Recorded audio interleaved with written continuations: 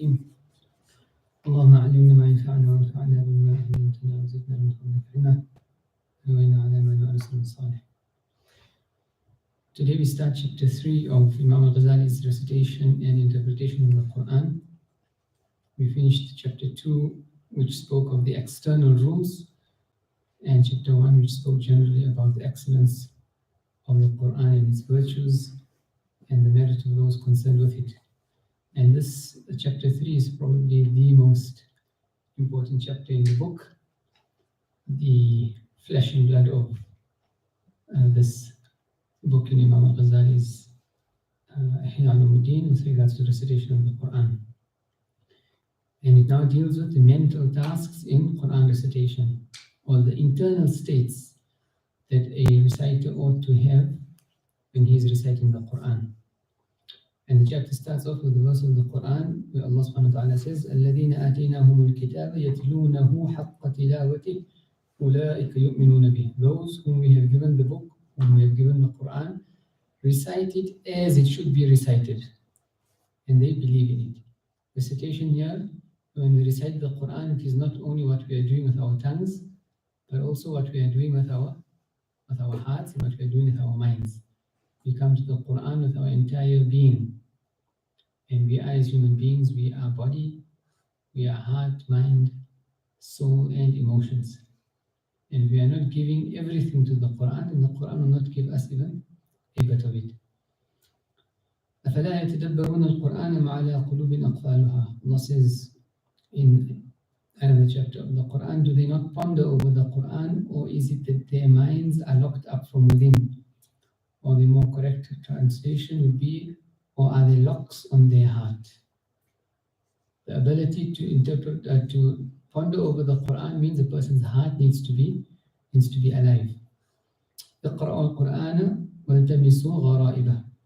There's another hadith which says, read the Qur'an and seek to know its deeper meanings. So what we need to know is when we recite the Qur'an, what we think we understand is only the top of the iceberg. And the Qur'an will continue to give new meanings to the human beings until the end of time. From the time the Qur'an was revealed until the end of times, new meaning, it's the same verses that we will recite, but according to a person's purity of heart, Allah will continue to open up new meanings of the Qur'an. Sayyidina Idrus bin Umar al-Habashi used to say, every Ramadan that comes anew when I recite the Qur'an, there are new meanings that come to me from the verses that I recite.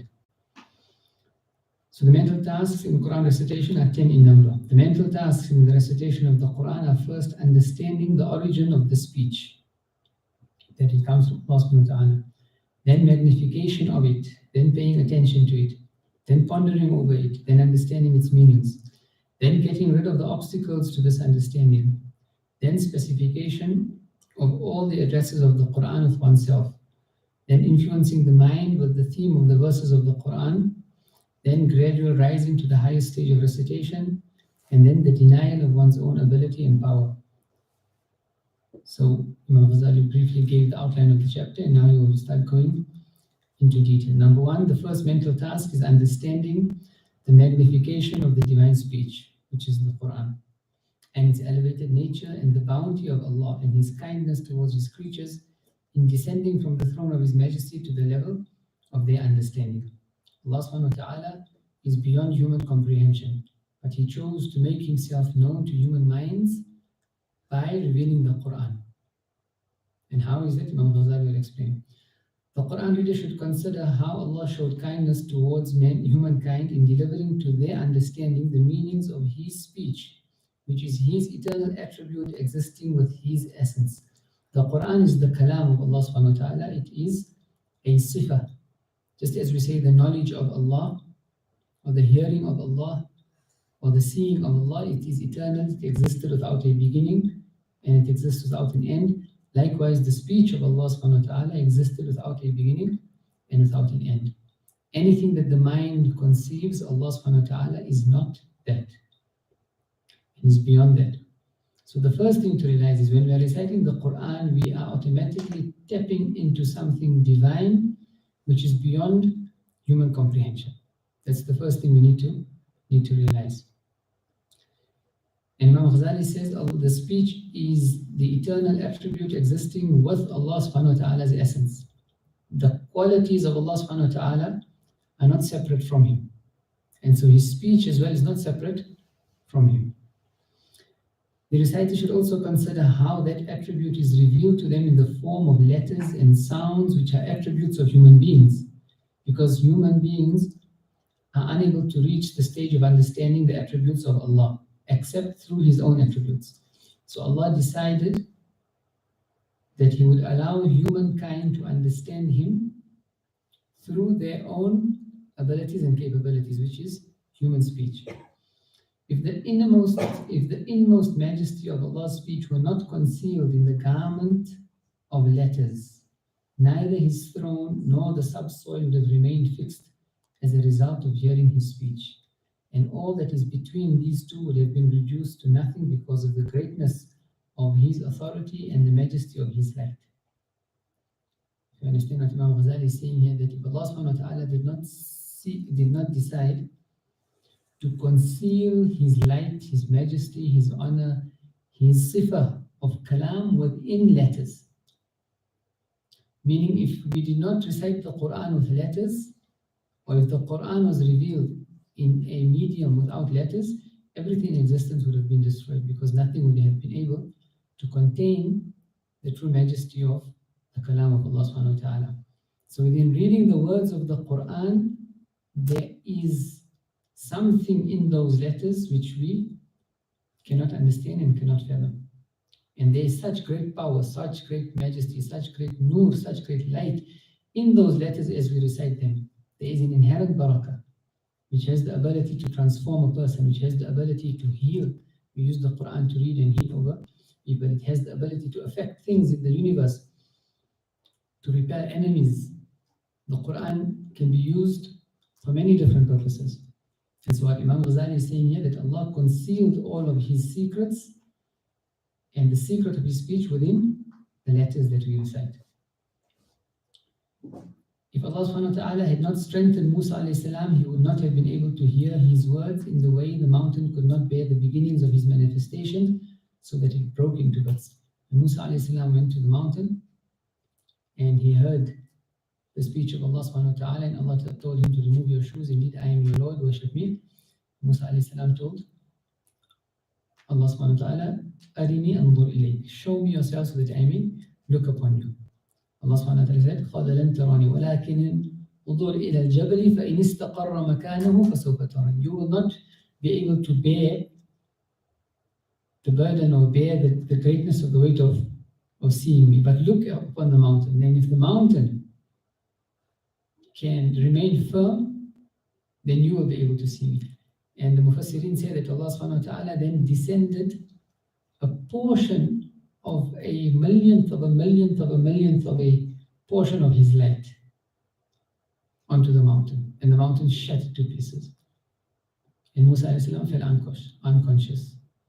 And when he awoke, he called Subhanaka tubtu ilayk. He regained consciousness and he sought the forgiveness of Allah subhanahu wa ta'ala, which goes to show the greatness of our Prophet Muhammad sallallahu alayhi wa sallam, in that the Qur'an was revealed upon his heart. And he was chosen as the medium from which the greatness, the eternal kalam with all of its power and majesty and honor, it had to descend on the heart of Muhammad sallallahu alayhi wa sallam. And then from him only were we able to take. The Prophet sallallahu alayhi wa sallam was, we can think about it as a transformer, because no other human being would have been able to bear the majesty of that kalam. And we know when the Qur'an was being revealed to the Prophet ﷺ, how heavy it was and how. And so what heart didn't he have to have? And also he was the only human being from all of creation, from the time of Adam alayhi salam till the end of times, who gazed upon Allah subhanahu wa ta'ala on the night of Isra and Mi'raj. And again shows the strength and the status of the Prophet ﷺ and what his heart actually contained. It is not possible to make the magnification of divine speech intelligible to men except through examples on their level of understanding. So when we're dealing with Allah subhanahu wa ta'ala, we are dealing with something which the mind cannot conceive. Even if you talk about Jannah, which is a creation of Allah subhanahu wa ta'ala, the Prophet ﷺ said, Paradise or Jannah is something that the eyes have not seen, the ears have not heard, nor have minds ever conceived of it. So if I ask you all now to think of a color that you've never seen or never heard about, can you do that? Think of a color that you've never seen before or never heard its name before. Who can give me what that color is? It's impossible. So the human mind can only understand things through association, which shows how very limited we are. If I do not describe red being similar to something that you've seen before, the use of perhaps orange or darker towards this color, or just describe to you the taste of something you've never tasted before. If you want to describe honey, we have to describe it. We can only describe the taste of honey if you've perhaps had sugar. And we could say it's closer to sugar, but not as. But if someone's never ever tasted anything sweet, and you're trying to describe honey to them, would that be possible? So it shows that if we cannot even fathom what Jannah is, then how then are we able to understand or comprehend who Allah subhanahu wa ta'ala is? And it is said, Mashayikh tell us that in Jannah, what is the beauty and the grandeur of Jannah? The Prophet said that it is what the eyes has not seen, the ears have not heard, and the mind has not conceived. It's not that when you enter Jannah, you see something wow and then you get used to it. At every single second and instant in Jannah, you will be experiencing something which your eyes have not seen, your ears have not heard, and your mind has not fathomed. So when you enter Jannah, you'll be wowed. But the next second or the next instant after that, you'll be wowed further. And the one after that, you'll be wowed even further. And so Jannah is just this continuum of amazement and it doesn't end. And the Prophet spoke about it as well. And he said, you'll be given the fruit from Jannah to eat, and you'll take a bite and it will be sweet. And you'll take another bite and it will be sweeter than the one before. And the taste of the previous bite doesn't leave your mouth. And you'll take a bite of it the third time and it will be sweeter than the one before, and the taste of the one before also doesn't. And like this forever and ever and ever and ever into eternity. Do you think our minds can fathom that? It's beyond. We ask Allah subhanahu wa ta'ala to make us worthy of His Jannah and to enter us into His Jannah through His mercy and not through our actions. It is not possible to make the magnification of speech, of divine speech, intelligible to men except through examples on the levels of their understanding. For this reason, a certain Arif, Nawab Allah subhanahu wa ta'ala, explained the divine speech by saying, every letter of the words of Allah in the preserved tablet, the Lawh al-Mahfuz, is greater than the Mount Qaf. And the Mount Qaf is the name of mountain range. It surrounds the earth. It comes in the philosophy of the Sufis. It's a mountain that some people say it's a spiritual type of mountain. Some people say it's a hidden mountain that exists in the spiritual realm that surrounds the entire universe. And if the angels, peace be upon them, join together to bear a single letter, they will not be able to do so until Israfil alayhi salam, who is the angel entrusted with the preserved tablet, comes to it and lifts it.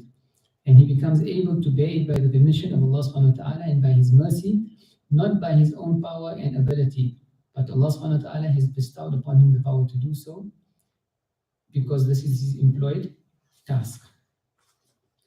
A certain wise man is very carefully explaining the manner of Allah's kindness in delivering the meanings of His speech, despite its exalted nature to man's understanding, and Allah's strengthening him despite his imperfect status.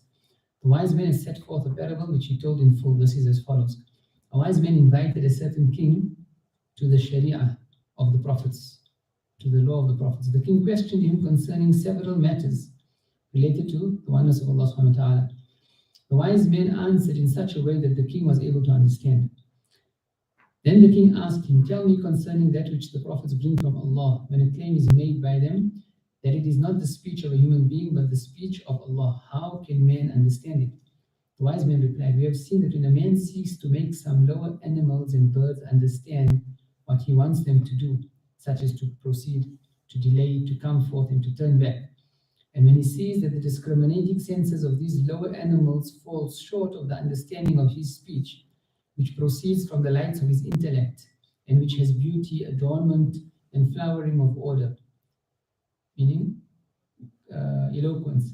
Then he descends to the level of the discriminating senses of the lower animals and delivers his intentions to these animals through sounds made suitable to them, such as calling, whistling, and through sounds near to their own sound so that they may be able to understand. So human beings are intelligent, they have the ability of speech, they have the ability of poetry, they can make eloquent descriptions. But when they want to speak to animals, what do they say? Do they tell the animal, "Oh, you most noble lion, I bid you heed forth towards me"? Does a person speak to an animal or a dog like that? You make sound, you know? Okay, you can't speak Shakespeare to animals.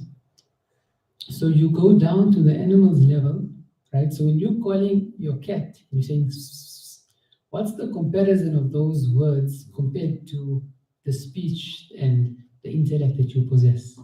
Is there a comparison or is there no comparison? So, وَلِلَّهِ الْمَثَلُ الْأَعْلَى, and to Allah belongs the highest parables. But this is something of an analogy that we can understand, that when we are reciting the words of Allah subhanahu wa ta'ala, what is it in comparison to who Allah subhanahu wa ta'ala is? Just as we won't speak, and not even if we did speak that way, animals would not understand. And so we are only going down to the animals' level because we want them to actually do something, to fulfill a certain purpose. But there are things beyond which the animal will never understand. In a like manner, human beings are unable to understand the speech of Allah to its inmost depth and to the perfection of its attributes. So it, in sounds which they, human beings, use amongst themselves and through which they have heard divine wisdom, has become like the sound of calling and whistling which the lower animals have heard from men. This did not prevent the meanings of divine wisdom hidden in those attributes from making the speech, meaning the sounds, noble because of the nobility of divine wisdom and magnified because of the magnification of it. So even though the speech we say is that speech like the calling of animals, but Allah subhanahu wa ta'ala, because He decided to make these words, these specific words which we recite, Alhamdulillahi Rabbil Alameen, because He chose these words to be the medium, similar to those sounds which we make to the animals. Because He chose it as the medium to which we will understand, He put His nur and the barakah and the light and magnificence, everything within these words. So just as human bodies are honored and respected because they are the dwelling place for the soul, so the sounds of divine speech are considered noble because of the divine wisdom that exists in them. When a person dies, what do we do to their body? Put it in the ground. So when they were alive, was it their bodies that we were respecting, or was there something within their bodies that was their actual essence? When we respect people, when we greet each other, when we meet each other, are we respecting our physical body? Are we respecting the person, the soul of that person who lies within that body? Because when the person dies, do you still then go and, hey, how's it going? And you offer them food, or you call them to invite them to your house? No, you take the body and it becomes a rotting corpse. You put it in the ground. So it wasn't the body that was actually important. What was more important? The soul within the body. And likewise, what Allah subhanahu wa ta'ala has put within the words of the Qur'an, that is the true meaning. So just as human bodies are honored and respected because they are the dwelling place for the soul, so the sounds of divine speech are considered noble because of the divine wisdom that exists in them. So we respect people on virtue of the soul that they contain, and likewise, the Qur'an has its honor and its majesty and its glory because of the meanings that Allah put within those words. The divine speech has an exalted status, a high grade, a subduing authority, and is an executor of judgment in respect of truth and falsehood. It is the just judge, the pleasing witness, and one which commands and prohibits. Falsehood has no power to stand up in front of divine speech filled with wisdom, just as a shadow is unable to stand up in front of sun rays. Human beings have no power to penetrate into the depth of divine wisdom, just as they have no power to penetrate with their eyes into the light of the sun itself. They, however, attain from the light of the sun itself only that which their eyes can bear, and which enables them to seek information about their needs. Divine speech then is like a veiled king whose face is unknown, but whose decree is carried out, like the sun which is mighty and obvious, but the essence of which is hidden, and like shining stars by which one, although not acquainted with their course, goes in the right way. We all benefit from the sun, but we are not able to look and bear looking at the sun, but we take light from the sun. It is then the key to precious treasures, a drink of life from which if anyone drinks he does not die, and a medicine from which if one takes a dose he does not fall ill. The words of the wise man are a fragment of what is needed for one to understand the meanings of divine speech. More than this is not appropriate to the science of practical religion, so one should be content with this. Meaning there are meanings beyond this, which people will not understand if we had to explain it. And many times in the Ihya al-Ulumuddin, Imam al-Ghazali says, and they are beyond this meanings, which is not part of the ilm al-mu'amala. Ilm al-mu'amala means the knowledge one needs to deal with Allah subhanahu wa ta'ala. In dealing with Allah subhanahu wa ta'ala and carrying out what Allah wants us to carry out, Allah will then open up for one what is known as ilm al-mukashafa, spiritual unveilings. And many of these meanings, many of the secrets of religion, this contentment of heart, this level and grade of understanding where one becomes knowledgeable, he reaches a station of knowing Allah subhanahu wa ta'ala in the Qur'an, these all happen through spiritual openings. And so it's not something which can be understood intellectually, but there are meanings which descend on the heart. Once a person's heart becomes infused with the dhikr of Allah subhanahu wa ta'ala, the salutations of the Prophet sallallahu alaihi wasallam, with ibadah, with ta'ah, with the sharia of treating people kindly, being kind to one's parents, good business dealings, being kind to neighbors, having good character. Once this heart has completely been polished, it then becomes the receptacle of the divine light.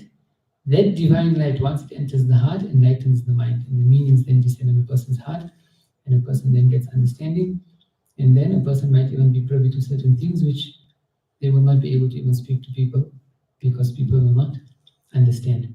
And the Imam al-Ghazali explains these things very clearly in the Ihya al-Ulumuddin, and that brings us to the end of the first mental task. Inshallah, tomorrow we'll continue with the second. We ask Allah subhanahu wa ta'ala to grant us tawfiq to deal with the Qur'an in a way which is pleasing to Him, and to allow us to tap into the inner meanings, the mercies, the secret, the barakah, the nur of the Qur'an, so that by our mere reciting of it, it can become a transformational force in our lives. Wa akhiru da'wana, alhamdulillah.